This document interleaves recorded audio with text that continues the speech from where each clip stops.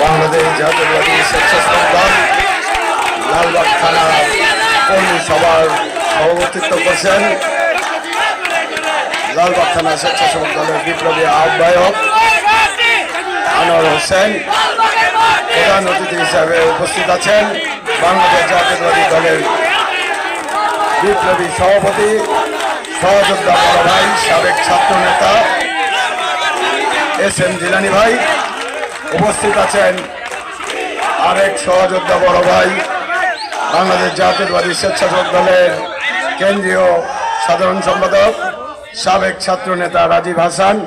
উপস্থিত আছেন ঢাকা মহানগর দক্ষিণ স্বেচ্ছাসেবক দলের বিপ্লবী সভাপতি তুহিন, সাধারণ সম্পাদক পাপ্পা সহ আমার স্বেচ্ছাসেবক দলের লালবাগের বিভিন্ন পর্যায়ের নেতৃবৃন্দ এবং মহানগরের নেতৃবৃন্দ সকলকে জানাই রক্তিম শুভেচ্ছা ও বিপ্লবী অভিনন্দন।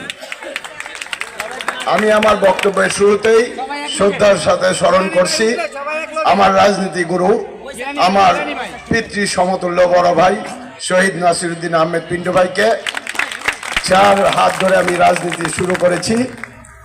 শ্রদ্ধার সাথে স্মরণ করছি আরেক সহযোদ্ধা বড় ভাই আমাদের স্বেচ্ছাসেবক দলের সাবেক সাধারণ সম্পাদক সাবেক ছাত্র নেতা শফিউল বারী বাবু ভাইকে, সাবেক ছাত্র দলের সভাপতি শফিউল বারী বাবু ভাইকে, যিনি অক্লান্ত পরিশ্রম করে এই স্বেচ্ছাসেবক দলকে একটি পর্যায়ে এনেছিলেন।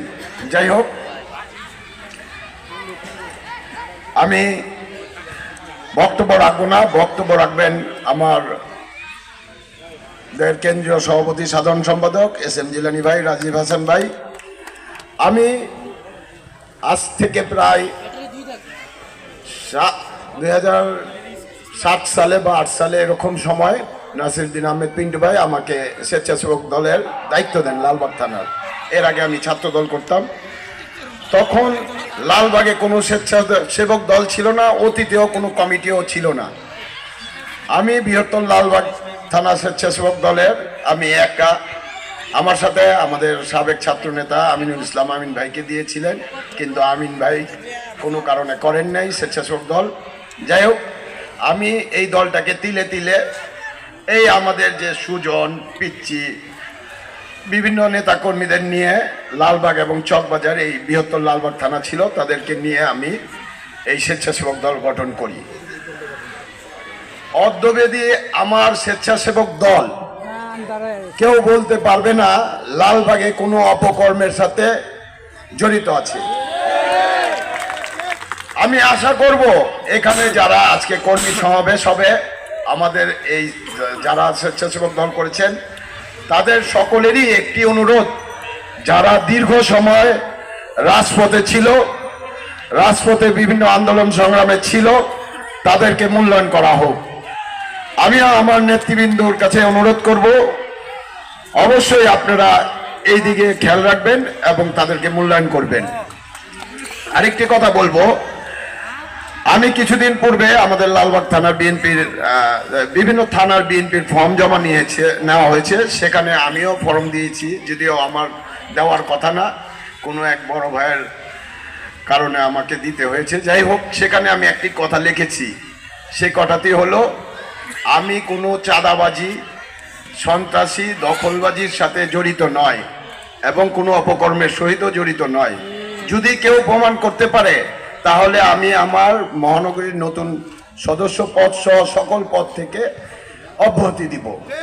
আমি আশা করব আমার স্বেচ্ছাসেবক দল, বুককে বড় আশা করে বলি এই কথাটা, আমার স্বেচ্ছাসেবক দল অবশ্যই আমার মতন হবে।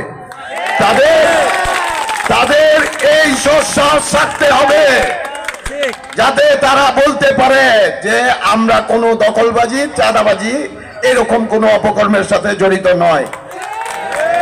আর বক্তব্য রাখবো না, পরিশেষে বলবো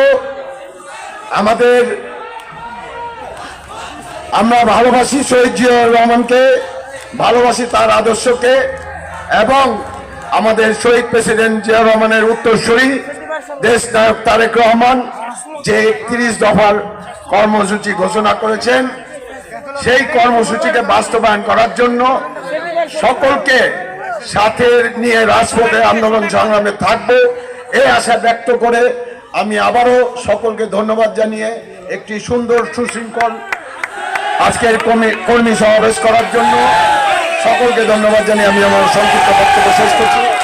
খোদাফেজ। বাংলাদেশ জিন্দাবাদ, বাংলাদেশ জাতীয়তাবাদী দল জিন্দাবাদ, বাংলাদেশ জাতীয়তাবাদী স্বেচ্ছাসেবক দল জিন্দাবাদ, শহীদ আমার হোক, দেশ থেকে বেগুন খাতাদের জিন্দাবাদ, তারুণ্যের অহংকার তারেক রহমান জিন্দাবাদ জিন্দাবাদ।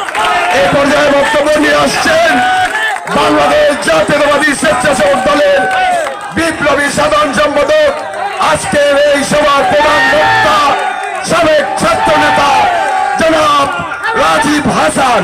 জনাব রাজীব হাসান।